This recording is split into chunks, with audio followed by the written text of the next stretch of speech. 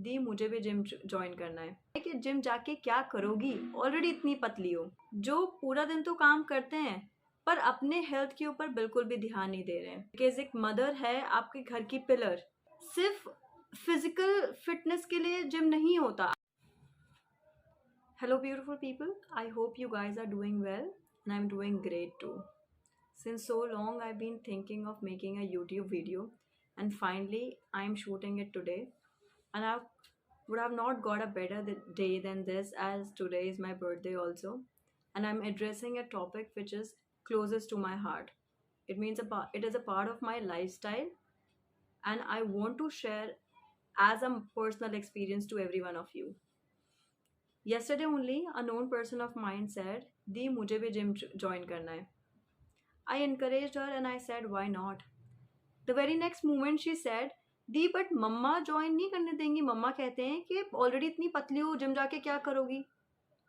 तो आज का टॉपिक मेरा यही है कि जिम जाके क्या करोगी, ऑलरेडी इतनी पतली हो. क्या जिम सिर्फ मोटे लोगों के लिए बना है, या सिर्फ वहाँ पे ओवरवेट या ओबीज लोग ही जाते हैं?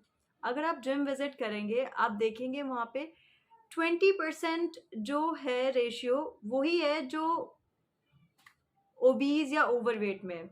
80% रिमेनिंग जो है they are into their lean body weight, lean muscle mass. तो वो जो 80% जो पॉपुलेशन है वो क्या जिम आके अपना टाइम वेस्ट कर रही है? ऐसा नहीं है. People who know the value of their body, people who have some goals and aims in their life are the ones you find in gym. जिन्हें आप जिम जाना क्यों ज़रूरी है और किन के लिए ज़रूरी है? जिम जाना ज़रूरी नहीं है, बात है वर्कआउट करने की, एक्सरसाइज करना ज़रूरी है. जिम सिर्फ एक जगह है जहाँ पे आपको मशीन्स प्रोवाइड होती है, जहाँ पे आपके लिए ट्रेनर्स हैं. वहाँ पे आपको कंपेरेटिवली ईजी हो जाता है वर्कआउट करना. अगर आपको जिम नहीं जाना, आप अपने घर पे वर्कआउट करिए. आपके घर के पास कोई पार्क है, आप वहाँ पे जाके वर्कआउट करिए. पर वर्कआउट करना तो ज़रूरी है. लाइफ ऐसे नहीं चलेगी, और अगर लाइफ चल भी गई ना ऐसे, तो इसके साथ इतनी सारे डिजीजेस और डिसऑर्डर्स आएंगे जो आपको अभी तो पता नहीं चल रहे, because you are in your young 20s. But the moment you start entering your 30s and your 40s, ये सिम्टम्स दिखने शुरू हो जाएंगे. क्या सिम्टम्स है? ओवरवेट तो हमें पता है, वेट कम करना ज़रूरी है. Next is your arthritis, osteoporosis, PCOD which is very common in females, polycystic ovarian syndrome. Then your mood swings, the very common जिनके पेशेंट हमें हर घर में मिल ही जाएंगे, टाइप 2 डायबिटीज़, हाइपरटेंशन. ये सारी जो चीज़ें हैं वो रिलेटेड हैं आपके बॉडी वेट से, आपके लाइफस्टाइल से. हम ये नहीं कह रहे अटैक उन्हें नहीं आते जो जिम जाते हैं या जो वर्कआउट करते हैं, पर कंपैरेटिवली उनके हार्ट अटैक के परसेंटेज कम है. उनको हार्ट अटैक आएंगे, पर इतनी पॉपुलेशन में वो लोग कम हैं जो वर्कआउट करते हैं. और स्पेशली ये वीडियो उन फीमेल्स के लिए है जो हाउस वाइफ्स हैं, जो पूरा दिन तो काम करते हैं पर अपने हेल्थ के ऊपर बिल्कुल भी ध्यान नहीं दे रहे हैं. Our mothers, our aunts, our grand parents, all these people who are in our home, हम अपना हेल्थ का तो बहुत ध्यान रख रहे हैं, हम जिम जा रहे हैं. I am talking to youngsters, but what about our mothers and sisters and aunts? उनको जिम कौन लेके जाएगा? उनको वर्कआउट कौन कराएगा? उनका वर्कआउट तो ज़्यादा ज़रूरी है, बिकॉज एक मदर है आपके घर की पिलर. अगर वो पिलर ही हिल गया तो घर कैसे चलेगा? पर जब हम उनको बोलते हैं कि आप जिम चलिए, उनका पहला यही बात होती है, कहते हैं वो कि घर का काम तो मैं इतना करती हूँ, टाइम ही कहाँ बचता है. टाइम, आप पूरा दिन घर का काम करते हो वो आप सबके लिए करते हो, पर जब आप वर्कआउट करोगे वो कुछ ऐसा है जो आप अपने लिए करोगे, और उसके बेनिफिट्स इतने हैं जो सबके लिए ज़रूरी है. आप ज़्यादा टाइम तक जी सकते हो, आपके हॉस्पिटल विजिट्स कम हो जाएंगे, आपकी बॉडी पेन, आपके जो लेग पेन होता है, शोल्डर पेन होते हैं, उसका रेशियो कम हो जाएगा, आपकी इंजरीज के चांसेस कम हो जाएंगे. फ्लेक्सिबिलिटी कम है, स्ट्रेंथ कम है, इंड्योरेंस तो पूछो ही मत, इंड्योरेंस का तो कुछ मतलब ही नहीं है लाइफ में. तो ये सब जो प्रॉब्लम्स है ये विमेन में ज़्यादा दिख रही हैं एज कम्पेयर टू मेल्स, क्योंकि मेल तो ऑब्वियसली बाहर जा रहे हैं, काम कर रहे हैं, तो कहीं ना कहीं वो मूवमेंट में इन्वॉल्व है. और बीइंग ह्यूमन बींग्स हम लोग मूवमेंट से भाग नहीं सकते। जैसे खाना खाना हमारा लाइफ का बेसिक नेसेसिटी है, ऐसी मूवमेंट भी एक बेसिक नेसेसिटी है। आजकल जो मूवमेंट इतनी कम हो गई है because we are in case of stairs we are taking elevators. हम लोगों को चलना पसंद नहीं है, हम लोग थोड़ी सी दूर जाने के लिए भी रिक्शा करते हैं, या हम सबके पास पर्सनल व्हीकल तो है ही।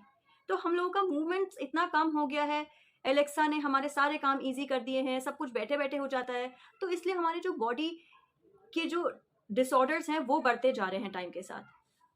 कुछ बातें हैं जो ध्यान में रखनी है, स्पेशली विमेन एंड गर्ल्स जिनको लगता है कि अगर वो पतली हैं या उनको स्मॉल साइज फिट आ जाता है तो उनको एक्सरसाइज की ज़रूरत नहीं है। डियर, ऐसा नहीं है। एक्सरसाइज की ज़रूरत सबको है। आप जिम जाके तो देखो, आप 1 महीना ज्वाइन करके तो देखो। सिर्फ फिजिकल फिटनेस के लिए जिम नहीं होता। अगर आप फिजिकली अच्छे दिख रहे हो, अगर आपको स्मॉल साइज फिट आ रहा है, दैट्स वेरी गुड। पर हो सकता है इंटरनली आप फिट ना हो, आपके ऑर्गन्स हेल्दी स्टेट में ना हो। तो ये कैसे करोगे?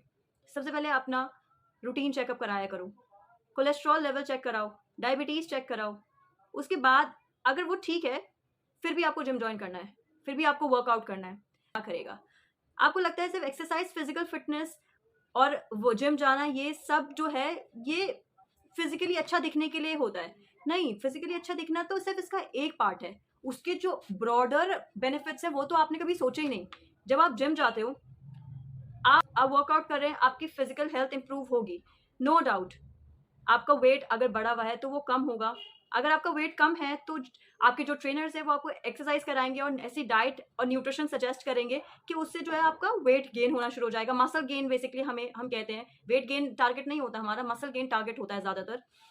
देन आपके ऑर्गन्स, आपकी जो ऑर्गन्स की हेल्थ है, आपको क्या पता आपका लिवर, आपका हार्ट, आपकी किडनी किस स्टेट में है। हम तो फिजिकली तो बहुत अच्छे दिख रहे हैं, हमने अच्छे कपड़े पहन लिए, हम physically we are shining, but what about our internal organs? आप जिम जाएंगे, ऑब्वियसली आपके इंटरनल ऑर्गन्स जो हैं वो इम्प्रूव होंगे। किसी दिन बाद में पर्टिकुलर इंटरनल ऑर्गन्स की बात करेंगे कि कैसे इम्प्रूव होते हैं। नेक्स्ट है आपकी जो आपके बेसिक हेल्थ रिलेटेड कंपोनेंट्स है, muscular strength, muscular endurance, cardio respiratory endurance, flexibility, body composition, ये सब आपके लिए इम्पॉर्टेंट है। फ्लेक्सिबिलिटी सिर्फ योगा वालों के लिए इंपॉर्टेंट नहीं है कि मैं योगा नहीं करती तो मुझे फ्लेक्सिबिलिटी की क्या जरूरत। आपके हर एक्टिविटी का रोल है। आपको लेसेस टाई करने हैं, आप बेंड नहीं कर पा रहे, आप बेंड कर रहे हो लेसेस टाई करने के लिए, आपके बैक में पेन स्टार्ट हो गया, तो क्या वहाँ फ्लेक्सिबिलिटी की जरूरत नहीं है?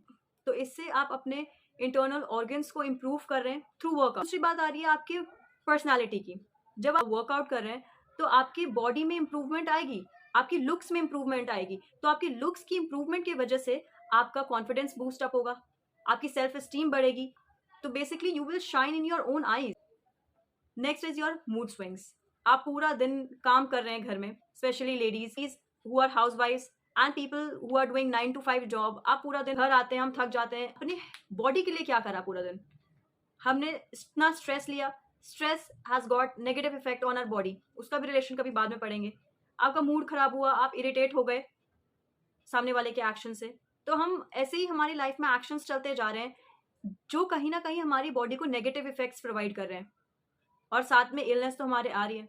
जब आप जिम ज्वाइन करेंगे तो आपका एक और बेनिफिट ये है कि you will have goals in your life. पता है आपको अपना जो स्केड्यूल है वो ऐसे मैनेज करना है कि आपको वर्कआउट करना ही है, आपको मी टाइम चाहिए।